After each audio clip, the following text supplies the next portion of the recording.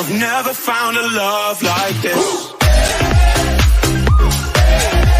it is. I've never found a love like this. Hello, everybody. Welcome back to E20 Zone TV. To my right is John Sinclair. You know who he is, Newcastle fan.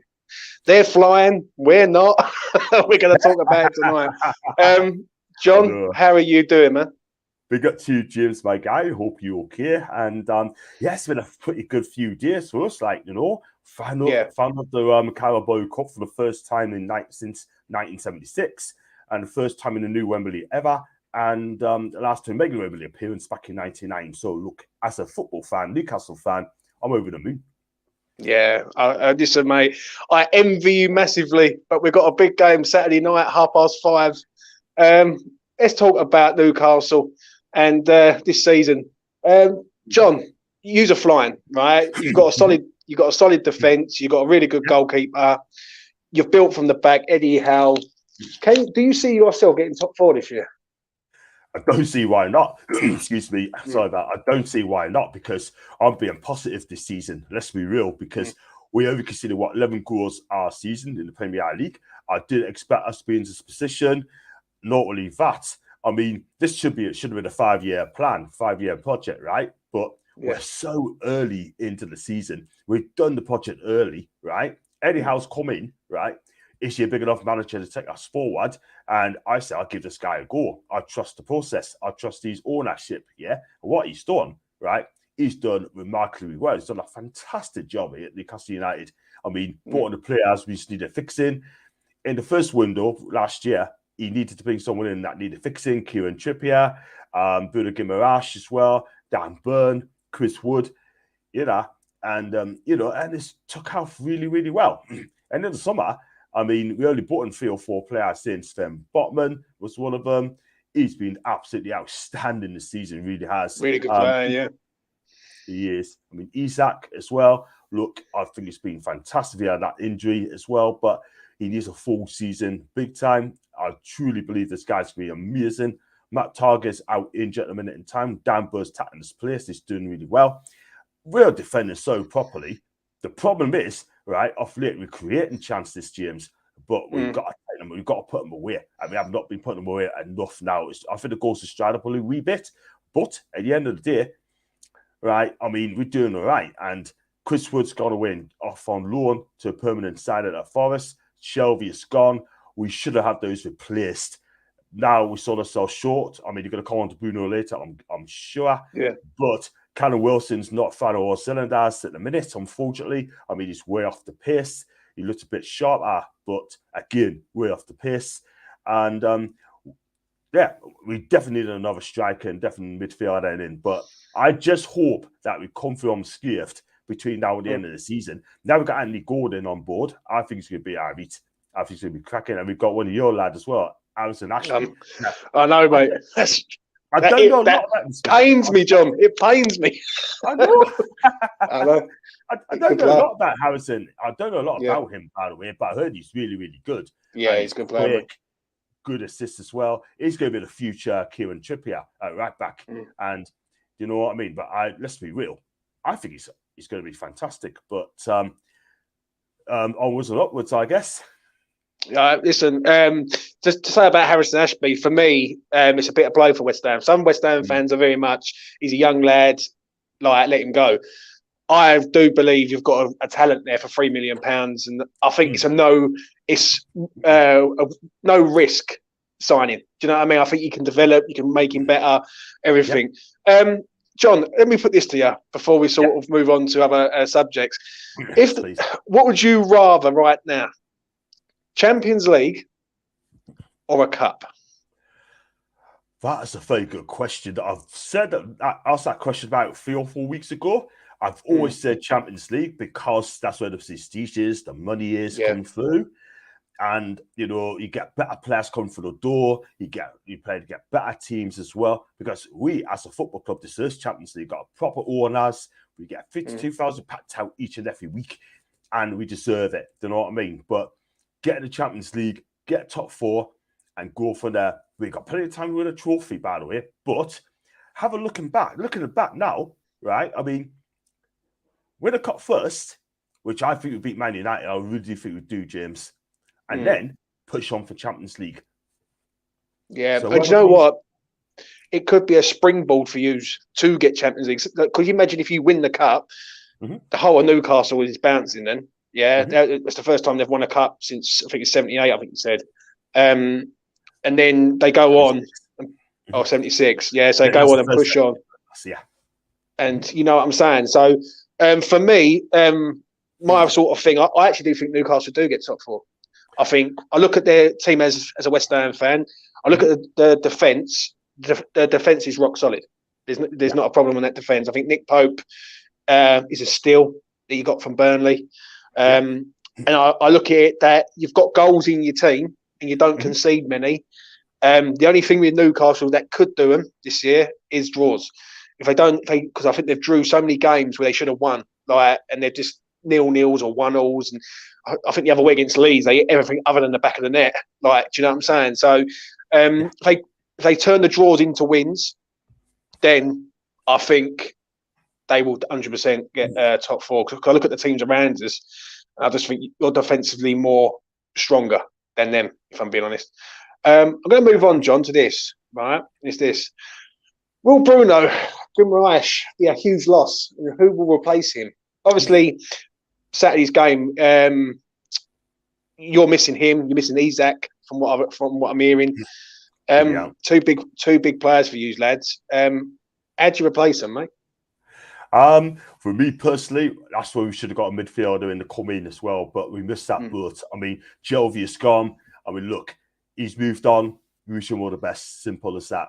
And we could always bring back Joe Linton from the left side into midfield. We could play Joe Linton in midfield, no problems at all. Then bring Alison Maximin on the left-hand side. I mean, now I can see why Eddie Howe doesn't pick him, because he's inconsistent, yeah? I still think he's a good player, but he's inconsistent for me. But I think ASM will come in on Saturday. Joe Linton will be back in midfield, tap Bruno's place. For me, I like to see Eddie change up a little bit while Bruno's away, and play a 4-2-3-1 and play Joe Linton and Longstaff in the holding role, and then play ASM, Miggy and Gordon as attacking three with Isak up top. No disrespect to Callum, but he hasn't been on form. He hasn't scored since, I think it's November against Aston Villa. That's the last time he scored a goal. 3 months. That's why we need a centre forward in the summer, because Callum Wilson, if you get the Champions League, Callum Wilson will not be a starter. I guarantee you that. But on Bruno, it was a deserved sending off. I saw it again. The referee called it right. I can't defend Bruno. Before that, he was a bit frustrated for the last 5-10 minutes. Taking out tackles. By the way, he should have got put to the first half for handball. And the referee let him off on that. Should have been a yellow card. But look, we love Bruno, but he needs to channel it. He needs to channel it, and he needs to do that very quickly. Eddie Howe must sit him down and say, look, you got to calm it down, lad, because at the end of the day, what he's done is not doing any good. We love Bruno. I think for me, he's our best player of the season. Player of the season in my eyes. But for me, he has got to calm it down. But going back to your question, Joe Linton in the midfield and put ASM on the left. Yeah. I like him. I do like Bruno. I've had him in my dream team many a time this year.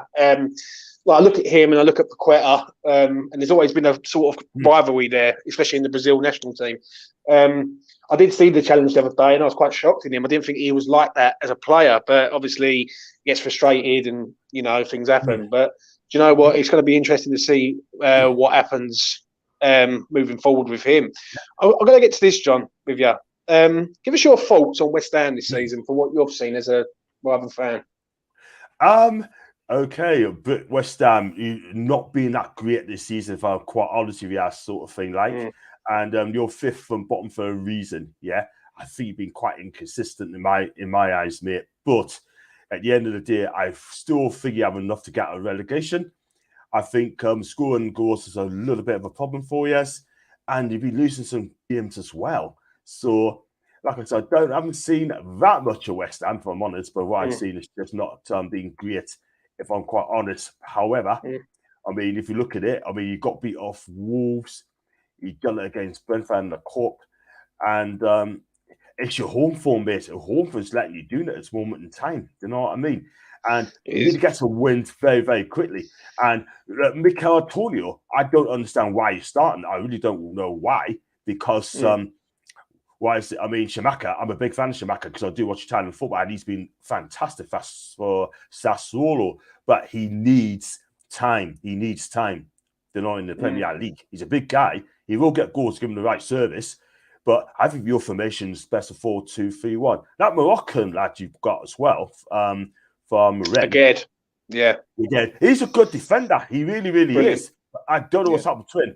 But Paqueta, for me, let's be real, I think you wasted 50 odd million on this guy. I mean, he was after him. It was a fan's choice. In the summer, I kept my mouth shut, saying that he ain't gonna come, right? It was the fans' choice to get him because he's best mates with Bruno, right? But it wasn't our owner's choice, by the way. So we dodged a bullet on him. I'll watch him. I know about him. But for Milan, I just think hasn't been that great. He's very inconsistent for me. Listen, what you're saying with West Ham is right. We have been inconsistent this year. A lot of players are starting to return. Like Gued has been out for the start of the season, but he's back now. He's back. He's at centre half. We're starting to go to a different system now, which I can see us playing up at St James's on Saturday night. We're going to go 3-4-3 with wing backs and try and contain the ball. But you are right. We're a shadow of the team that we was last season. Like last season, I think we was allowing teams to come onto us. We was hitting them on the break. But you know, it's just one of them really. At the minute, it's like you just never know what West Ham's going to turn up. So on Saturday, if we do turn up, we will give you the game. But it's whether or not we turn up. I think if you do score early against us, then the floodgates could open. But I'm going to get to where are we? We're going to get to this, John. And it's predictions time. Give us your prediction for Saturday. How you see it going, mate?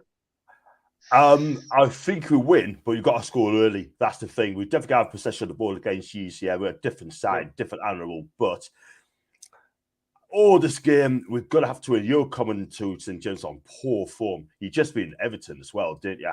But Everton are shocking side in the middle, let's be real. But for me, I just think it's going to be... I'm going to put my neck out, and I'm going to see Newcastle winning by 3-0 in this game. I really do, because we're creating chances, but we're just not punishing teams. That is the thing. Against Southampton in the Cup at St. Mary's, we should have been 4-5 up at half time. We're just not taking the chances, and that is Newcastle's problems. You know what I mean?